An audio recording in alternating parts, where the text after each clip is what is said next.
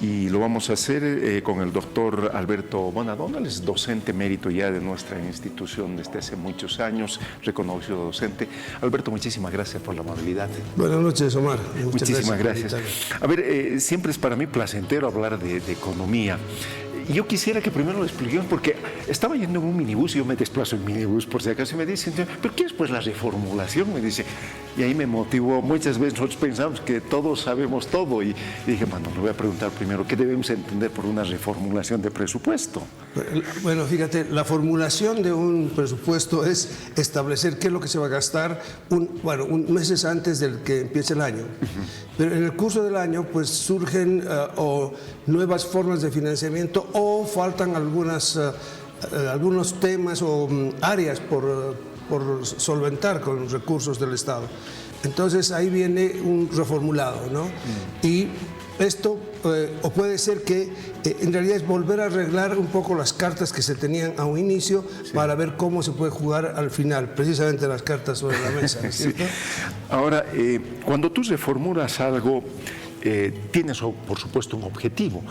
¿Y por qué te hablo de esto? Porque estamos un poco más de un mes de cerrar la gestión de gobierno y tú sabes que el Ministerio de Economía saca ya incluso su programa de cierre de gestión y hay plazos que ya, es decir, a estas alturas, en este momento, una inyección de recursos todavía puede ser utilizada y puede tener algún efecto en la economía importante. Yo creo que sí. Uno, porque han estado esperando gastar este dinero y estoy seguro que es algo así como en una carrera. Están todos listos, ¿no?, para oír el disparo y lanzarse a la carrera. Y verdaderamente es una carrera de velocidad, no de aguante. Claro, porque estás apretado. Están apretados y ahí van a empezar a gastar los recursos que tienen, incluso los que ya tienen programados. O sea, los que no están reprogramados, en este momento se está gastando aceleradamente. Y bueno, y también ha servido, el reprogramado sirve para ordenar aquello que en algún ítem, algún proyecto que no se plasmó, entonces puede pasar a otro, ¿no es cierto? Entonces, en este momento prácticamente se tendría un mes y medio si se aprobara, lo cual parece, que sea poco viable.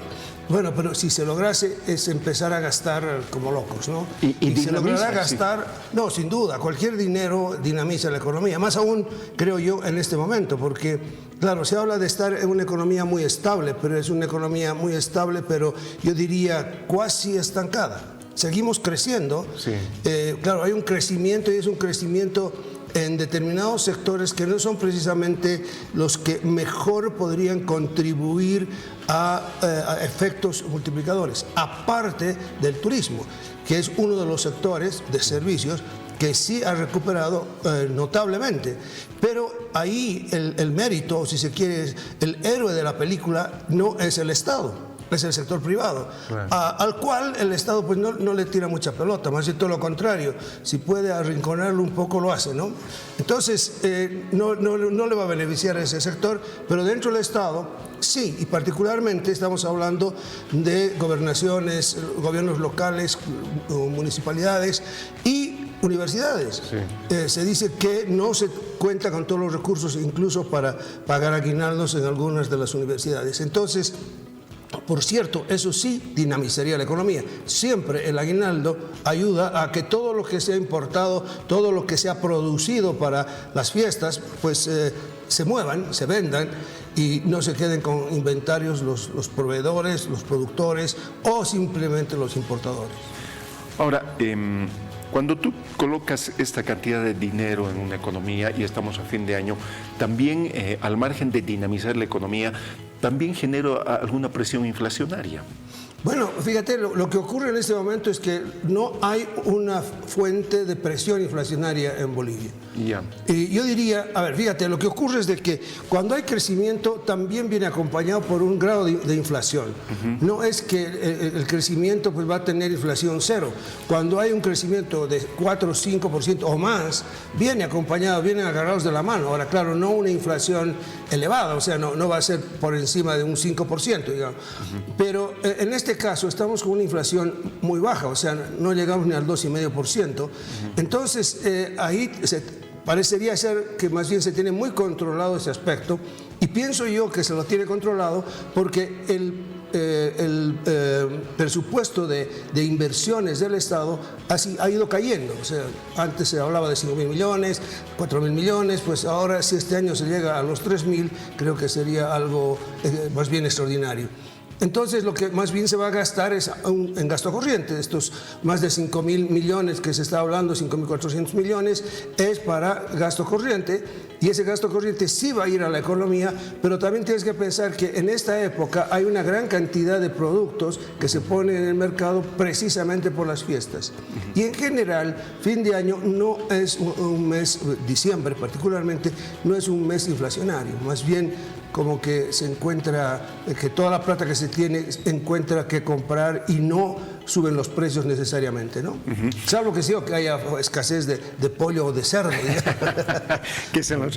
A ver, ¿tú cómo ves? Tú sabes que económicamente los presupuestos muestran un lineamiento de política económica del gobierno, esconden un espíritu ideológico. ¿Qué características tienen los presupuestos que particularmente ha ido manejando Arce? Bueno, el principal es la intervención estatal, ¿no es cierto? O sea, cuando te hablaba de la inversión que ha disminuido en los últimos años, inversión estatal estoy hablando, pues eso lo que reflejan es eso, o sea, el Estado tiene que participar más en la economía y es eso lo que ha hecho. Ahora, la gran pregunta, y creo que muy importante, es cuán eficiente ha sido esa inversión. Y creo que ahí se aplazó el gobierno. Y que se dio en realidad el gobierno del MAS, ¿no? O sea, son 14 años de Evo más los de Arce, porque no ha habido un verdadero aumento del empleo, no solamente productivo que falta, sino un empleo que pague lo que tiene que pagar, incluso que genere empleo formal. De calidad. De calidad y que tenga seguro, bueno, que sea un empleo además que pueda prolongarse, porque lo que ocurre generalmente es que son empleos más bien temporales. Hay mucho consultor temporal, ¿no es cierto? Que está un tiempito, 3 meses, le renueva un contrato o por un año, incluyendo la universidad. O sea, tiene ese tipo de contratos que son más o menos una forma de marear la perdiz en cuanto a empleo verdaderamente generado para producir algo más y mejor. Ahora, Alberto, en economía, regularmente también el presupuesto te puede dar una idea si la mirada del gobierno en el marco de los ciclos económicos está actuando de forma procíclica o anticíclica o su política es contractiva o expansiva. ¿Tú cómo ves estos dos aspectos? Yo lo que veo es que hay una tendencia más contractiva, ¿no es cierto? Sí. Porque te decía, ha disminuido el presupuesto de inversiones radicalmente y el déficit fiscal, que tanto mis colegas observan que el déficit fiscal dicen que debería disminuir, yo particularmente pienso que un 7%, que más o menos es del que se habla ahora, no es un déficit exagerado para un país pobre como Bolivia. Hay autores como Stiglitz, que lo conocen muchos, sí, o Amartya Sen, que te dice precisamente eso. Países pobres pueden darse ese lujo, y más aún, porque no tienen los problemas de los grandes países donde generar los empleos, y eso es lo que generalmente ocurre, no, si va por la vía de los servicios, pero son formales. Sí. En nuestro caso no hay ese empuje real de la economía para generar empleos formales. Y más bien lo que va creciendo, y a veces es escandaloso, es el empleo informal, que se convierte en una especie de colchón, un amortiguador de la economía, en todo sentido, socialmente, económicamente, porque la gente va y se refugia ahí porque no tiene otra forma de generarse pues el pan de cada día, para ponerlo así. Sí. Entonces, lo ideal sería que toda esta inversión y el presupuesto reflejen efectivamente un crecimiento del empleo, un crecimiento de la productividad y finalmente que permitan dar un desarrollo económico que supone no solamente el aspecto de crecimiento del producto, sino también el aspecto social, en el cual, si bien ha habido algunos avances importantes, sin duda, como puede ser la inclusión, pero también se ha generado un prebendalismo con la gente. O sea, no hay sector que no se mueva si es que no hay platita al lado, ¿no? Entonces, incluso yo te diría, se podría haber logrado la aprobación del presupuesto si había un buen talegazo. Estoy seguro que lo hubieran logrado. Lo que pasa es que las enemistades políticas creo que han llegado incluso a ser vista gorda de lo que se podría haber hecho en ese sentido, porque hay un alto grado de corrupción que es lamentable. Sí. Ahora, tú puedes verlo eso desde un punto de vista económico, pero al final esa plata entra en la economía, sí, claro, pero el costo que tiene eso institucional, el costo que puede tener para el futuro funcionamiento es demasiado alto. Muchos de los economistas que abogan por el modelo que implementa, que maneja el MAS, hablan de la fortaleza del mercado interno. ¿Tú cómo ves? Yo recuerdo que en la década de los 80, 70 discutíamos mucho sobre los dos grandes problemas de nuestra economía, que era nuestro patrón de acumulación primario exportador y el segundo era el tamaño de nuestro mercado interno. ¿Tú crees realmente que ya nuestro mercado interno sea lo suficientemente fuerte? Bueno, no sé si lo suficientemente fuerte, pero si algo se ha conseguido en todo este periodo de auge, que hay que ser claros, eso empezó el año 2003 y digamos, curiosamente fue el año que se cayó Sánchez de Lozada, ¿no? Sí. O sea, el año que él podía haber sacado algún fruto, sembrado algún resultado de sus gestiones, pues se cayó. Bueno, pero el 2003 empieza el auge y ese auge, pues sí, efectivamente, sea como sea que se hayan gastado los recursos de ese auge, sí ha generado un mercado interno mucho más fuerte que el que se tenía. Y esto, claro, el gobierno muchas veces lo ha medido en términos de cuánto la gente compra en supermercados. Pero tú lo puedes ver en cuánto, por ejemplo, ahora la gente más sale a comer, aunque sea a comer, qué sé yo, en el kiosquito de la esquina o en algún restaurante de todos los niveles que pueden haber. Eso se ha proliferado y eso se da. El consumo que tiene la gente ahora es, por poderlo decir, un poco más sofisticado, ¿sí? Sí. Antes se usaba para ciertos menesteres papel de periódico, ahora papel higiénico, pero todo el mundo ahora compra eso. Eso es una muestra del mercado. Ahora, claro, es una, pero tú puedes ver eso incluso en el grado en la composición de la canasta familiar.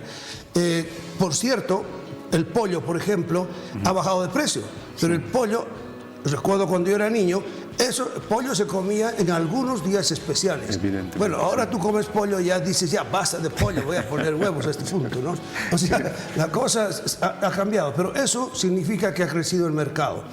Hay mayor cantidad de inmuebles, hay mayor cantidad de edificios en propiedad horizontal, eso ha crecido, sin duda. Y eso se muestra un mercado más grande, con un poder adquisitivo más grande. Al final de cuentas, el Producto Interno Bruto per cápita ha aumentado considerablemente, eso no hay la menor duda. Bueno, pero de nuevo, el asunto está que ahí el aumento ha sido gracias al auge. Lo ideal hubiera sido que sea, bueno, la política de industrialización o la política de creación de nuevos empleos está para aumentar también la productividad, claro, y que haya ingresos dignos en todos los sectores. No creo que esa sea la realidad. O sea, hay mayor mercado, pero es un mercado todavía para impulsar una industrialización todavía es incipiente, ¿no? Quiero retomar el tema que nos trajo aquí, que tiene que ver con la reformulación. ¿Esta reformulación tendrá alguna incidencia en lo que es el déficit fiscal? Bueno, en realidad este presupuesto, este arreglo al presupuesto, que es esa la reformulación, yo pienso que está calculado para mantener el déficit que se ha planteado y que llegaría al 7%. Sí. Pero creo que lo que más debería preocupar es el no hacerlo, más bien puede ponerle más frenos a la economía. O sea, en ese sentido, lo que dice Marcelo Montenegro creo que tiene toda la razón. Están boicoteando, ¿no es cierto? Están poniéndole piedras en el camino a lo que quiere hacer el gobierno. Y en este caso, lo que quiere hacer el gobierno es dar ciertos recursos, cierta cantidad de recursos para que se pueda responder a necesidades inminentes. Entre ellos está los incendios y todas las desgracias que han habido en el país. Pero también ha habido dinero que se dice que el gobernador de La Paz, por ejemplo, tiene dinero para ayudar a la gente en el norte de La Paz. pero se ha quedado el dinero ahí. Entonces, espero que no sea precisamente el más privilegiado en ese sentido, porque el resto del país yo creo que sí necesita las universidades, los gobiernos municipales y regionales, ¿no? Finalmente, para terminar, aunque es complicado esto, seguro que tendríamos un programa íntegro para hablar. ¿Tú crees que, como muchos analistas dicen, nuestra economía estaría caminando por la cornisa? Bueno, mira, en realidad la economía boliviana ha podido mantenerse, creo yo, gracias a que aparte de este mercado, y que estamos hablando de este mercado que se ha ampliado, precisamente también parte de ese mercado ampliado supone cierto manejo de dólares, ¿no? Sí. Que hay algunos que ponen la cifra en unos 5.000 millones de dólares, otros ponen en el doble, 10.000 millones de dólares, que es lo que permite ahora tener el dólar paralelo y permite esas transacciones que hay al margen de la economía formal. Pero también hay otra economía que la maneja el Estado, que le permite todavía al Banco Central entregar a cada banco una cantidad de dólares para más o menos responder sin hacer muchos problemas. Bueno, el problema más serio veo yo que podría llegar por el lado de los carburantes. O sea, si hay un momento en el cual no hay la capacidad de importar, ya sea diésel o gasolina, pues yo creo que el modelo, sea el que tú veas que se está aplicando, puede desmoronarse. Llegaremos a eso, pues habría que saber realmente cómo se está manejando internamente todo este proceso, lo cual está siendo mantenido al más alto grado de secretismo, que no se llega a saber ninguna cifra. Yo encuentro una razón muy fuerte, digamos, para no publicar las reservas internacionales, ¿no? Porque todo el mundo está como que ya sabe dónde encontrar el dato. Pero, por otro lado, hay otras cifras que es muy importante llegar a conocer. Por ejemplo, cuánto de recursos se tiene para las inversiones, en qué efectivamente se está invirtiendo, y no que te digan, tenemos 154 proyectos, estamos invirtiendo, pero ¿en qué sector? Bueno, ¿y cuánto de dinero efectivamente? ¿Y cuánto de impacto en empleo, en generación de producto? Bueno, esos datos no se los conoce y sería muy interesante llegarlos a saber. El que maneje el gobierno, la expectativa que está manejando, tú sabes que es imprescindible, importante en la economía la expectativa que construye sobre la situación económica, ¿crees que es una fortaleza o una debilidad? Bueno, fíjate, yo creo que lo que ha sabido manejar excelentemente el gobierno ha sido esas expectativas. Entonces, ha podido frenar en ciertos momentos situaciones que podían haber hundido a la economía. Ahora, yo pienso que sí tienen una carta muy importante que jugar, que debería ir no por el lado financiero, o sea, no preocuparse, devaluamos o no devaluamos, bajamos el déficit fiscal o lo subimos. Yo creo que lo más importante está en jugarse por el sector real de la economía, vale decir, el empujar el producto, empujar el lado que genera producto y genera empleo inmediato. Incluso incluyendo servicios, y yo insisto mucho en que uno de esos sectores que genera empleo, genera distribución y principalmente genera divisas es el turismo. Y parece ser que no le dan mayor importancia. Y te ponen, por ejemplo, vuelos de BOA directo a La Habana y Caracas. Bueno, no creo yo que vengan ni muchos caraqueños ni muchos habaneños, ¿no es cierto?, a gastar los millones que tienen, porque no los tienen. Entonces, lo veo un poco eso que sí, un adorno, pues estamos haciendo esto, cuando lo que tendría que hacerse más bien es una política de cielos abiertos para mejorar las condiciones precisamente de lo que necesita más el gobierno, divisas. Alberto, qué bueno hablar contigo. Bueno, muchísimas gracias por aceptar la invitación. Gracias, Omar. El doctor Alberto Bonadonna, docente emérito de nuestra institución, hablándonos de economía e intentando entender lo que está pasando en nuestra economía y particularmente con esta reformulación presupuestaria.